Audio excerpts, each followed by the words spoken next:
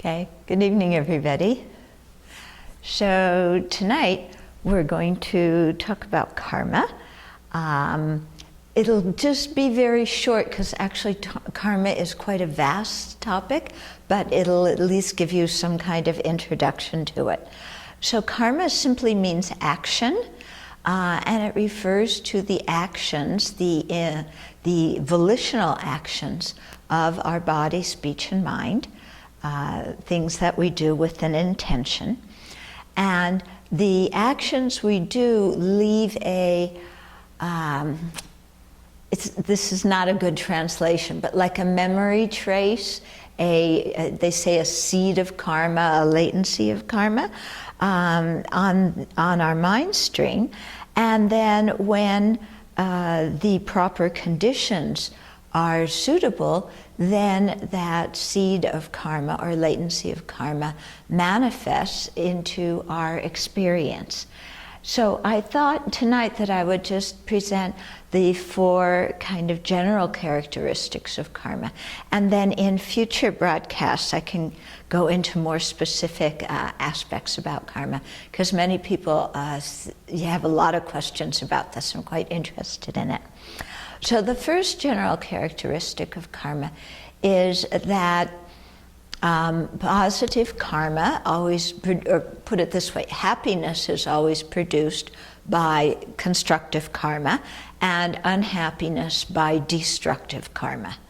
Okay, so it's never the case that happiness is produced by destructive actions or that unhappiness is produced by constructive or virtuous ones. And the way things, virtuous, non-virtuous, constructive, destructive, are discriminated is in terms of the result that they bring. Okay, so that the Buddha didn't start out saying, thou shalt not do that, this, and thou shalt do that. Not at all, you know, but rather when the Buddha saw through his psychic powers that sentient beings were experiencing happiness, and he looked back and saw the kinds of actions that were the causes of that happiness, those actions were called virtuous or wholesome or constructive actions. Similarly, when he saw sentient beings experiencing suffering and grief and misery, trace that back to the causal actions, those were called non-virtuous or destructive or unwholesome actions. Okay, so that things are not constructive or destructive in and of themselves, but are labeled such in relationship to the kind of result that they bring. Okay, so this gives a whole very different attitude towards ethical conduct than a Judaic-Christian religion, where there's a creator who set up the rules and who, you know, then determines what people's rewards or punishments are. In Buddhism, the functioning of karma and its effects, it's not a reward, it's not a punishment system, nothing like that. It simply causes and effects. So it's like if you plant chili seeds, you get chili. If you plant daisy seeds, you get daisies. You know, if you plant daisies, you don't get chilies, and if you plant chilies, you don't get daisies. So it's that kind of thing. It's just a simple cause and result, but it's working over multiple lifetimes, and it's working because our actions have an ethical dimension. Okay? Then the second attribute of karma is that a very small action can lead to a large result. So this is very helpful for us. You know, when we say, well, it was just a little white lie, it doesn't really matter, you know, when we kind of get sloppy, then to remember that just as a small seed can grow into a very large tree, so a small action can grow into a big result. In the same way, a small constructive actions can bring a very big result. And then that is really encouraging to us. When we get up in the morning, if we're thinking, well, should I sit or should I not sit? Should I make an offering? Should I not make an offering?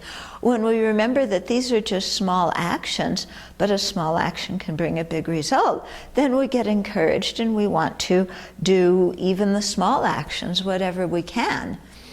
Okay? Then the third general characteristic of karma is that if you don't create the cause, you don't get the result. Yeah? So it makes a lot of sense. And sometimes, we'll see people, in Asia it very often happens that many people who do the same kind of business are on the same street, but some people are prosperous and some aren't, even though the business they do is pretty much the same and their employees are pretty much the same. So in that kind of situation, we would say, well, one party created the karma to be very prosperous, the other party didn't. Yeah? And so this is also very good for reminding us that we need to exert some effort if we want to create the kind of future that we want to live in. And if we want to attain liberation and awakening, we need to exert the effort, because if we don't create the cause, we don't experience the result. Okay, so that encourages us in that way. And then the fourth general characteristic of karma is that our actions will definitely ripen and bring their corresponding results, but unless we interfere with the ripening. Okay, so in the context of constructive actions that we've done, we can curtail their ripening if we get angry, if we generate wrong views. So those kind of, disturbing emotions or negative attitudes in our mind can interfere with the ripening of our constructive karma. Similarly, we all make mistakes, we all do, harmful actions, but those are not cast in concrete. They can be purified, they can be eliminated, and also the result reduced.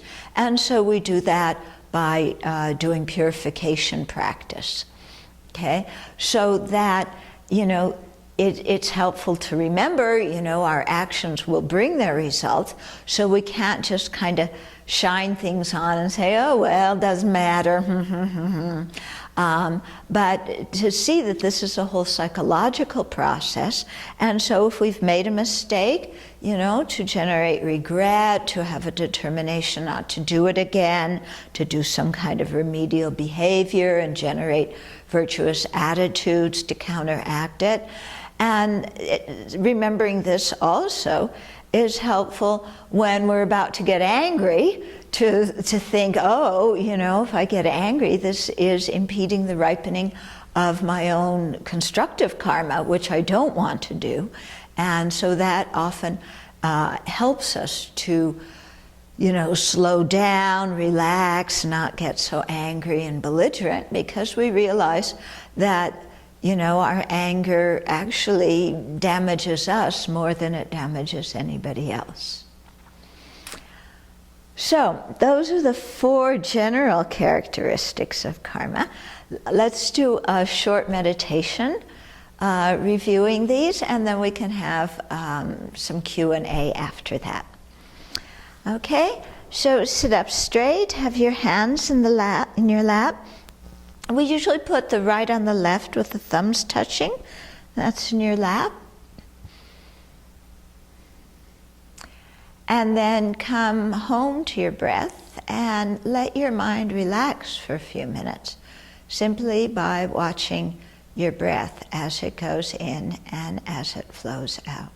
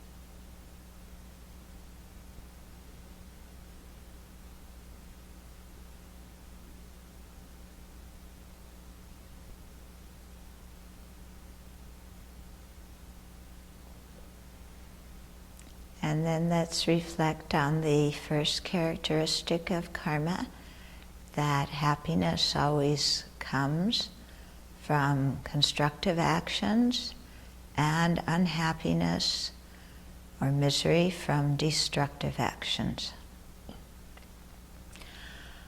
So think of the good things you have going for you in your life. Even just the fact that we had food to eat today, that we don't live in a war-torn place, that we have friends and companions. Think of the good things that you have in your life, and with each one that you remember, think that came due to a constructive action that I created in the past. And so as you remember the good attributes in your life and relate them to constructive actions in the past, then let that also serve to encourage you to act in constructive and kind ways in the future. So contemplate that for a moment now.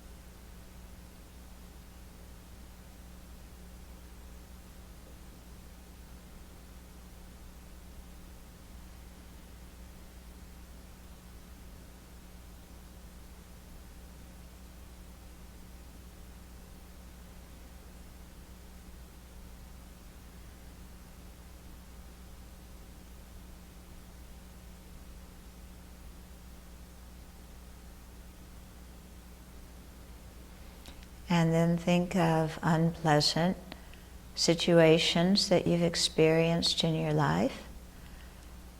And rather than feel that they are unfair, or rather than blame the external world or other people for them, simply think this is a result of harmful actions I've done in the past, maybe even in previous lives.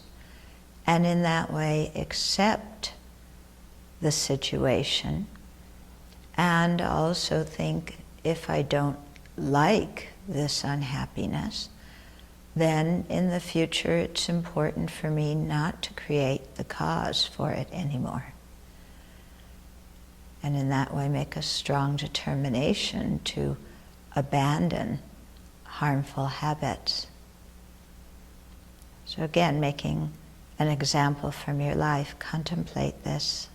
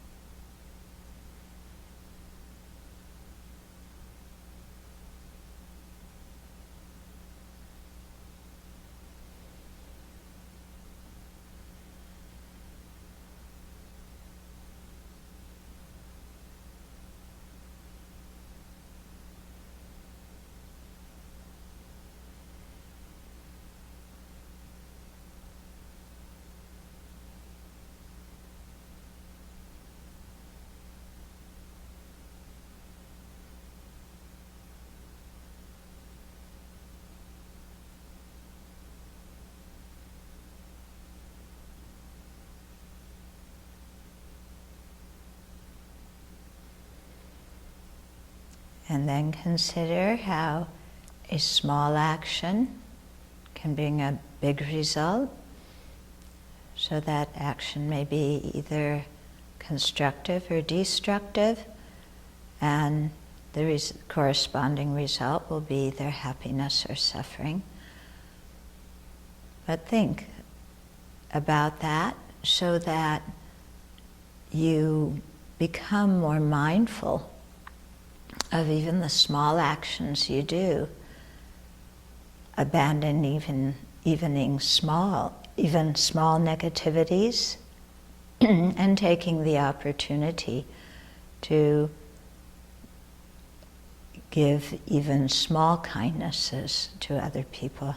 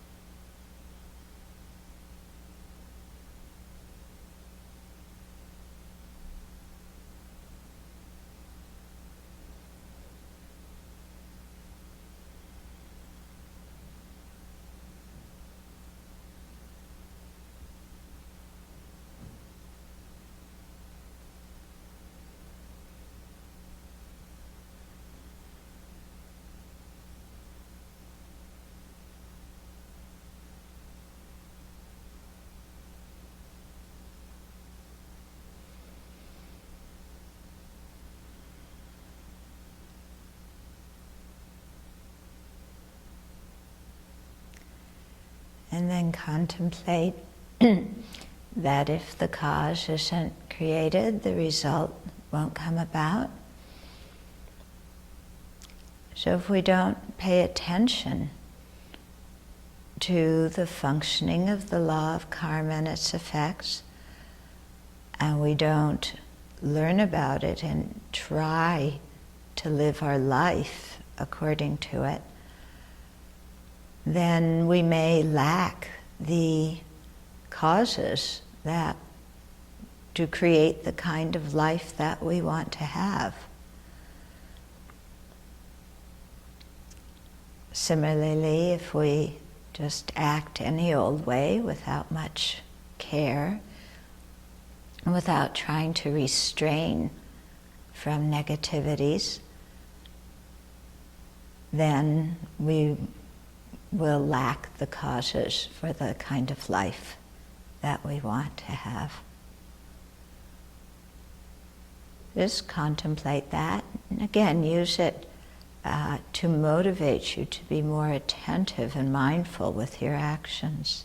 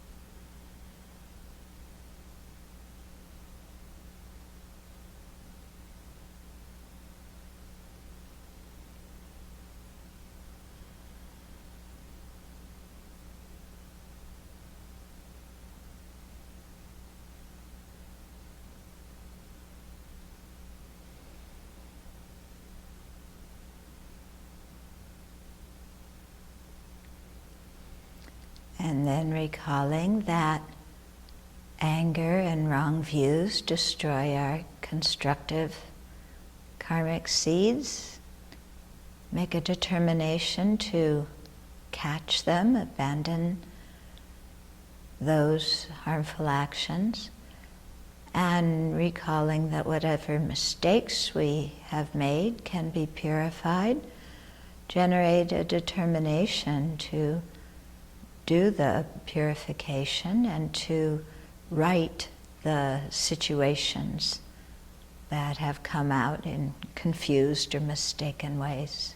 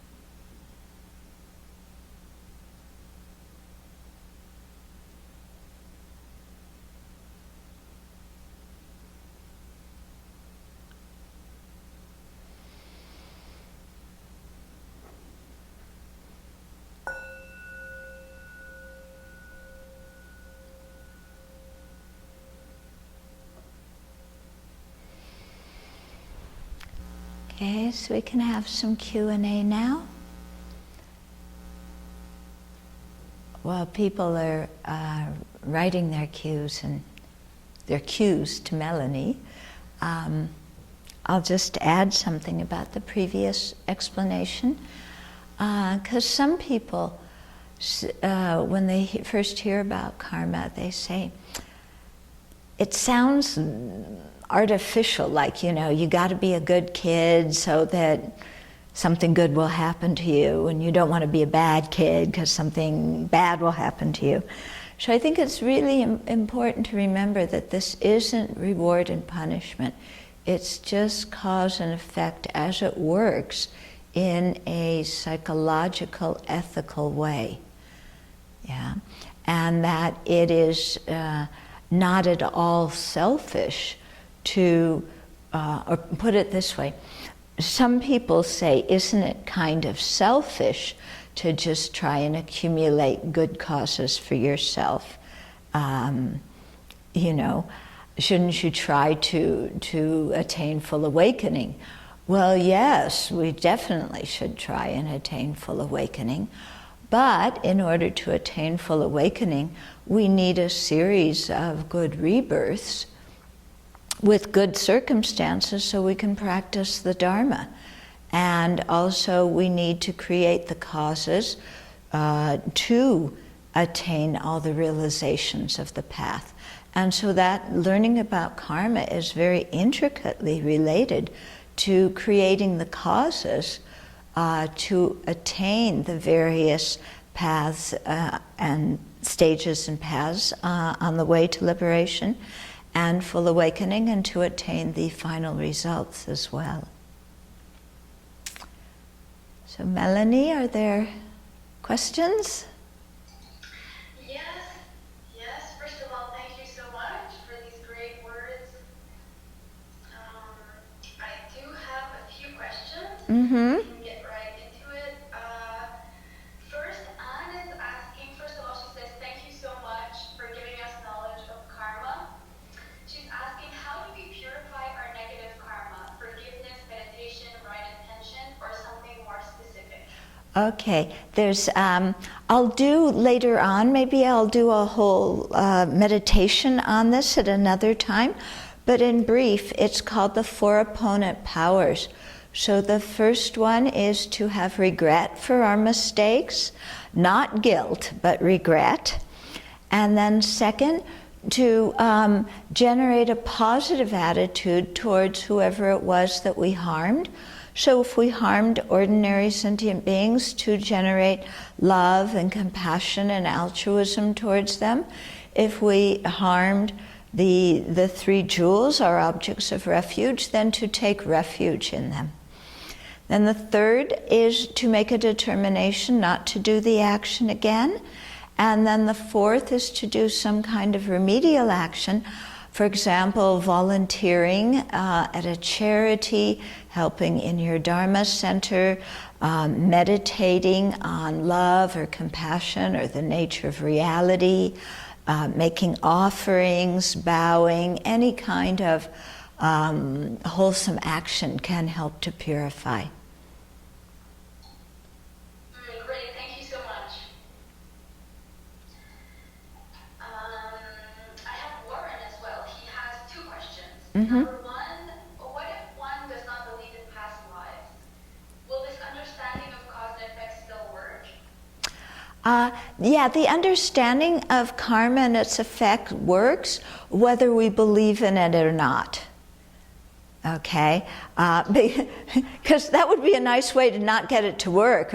But then on the other hand, if it doesn't work, then there's no way for us to really create the causes for awakening. If this whole thing doesn't function. So yeah, it works whether you believe in it or not. Great, thank you. And he is, the second part of his question is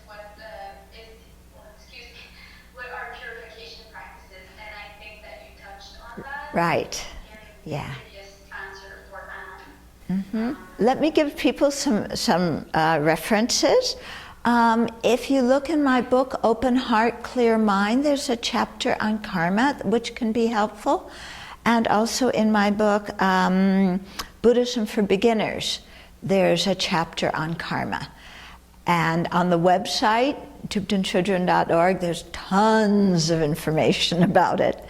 So all of that is quite helpful because we only have a short time together now.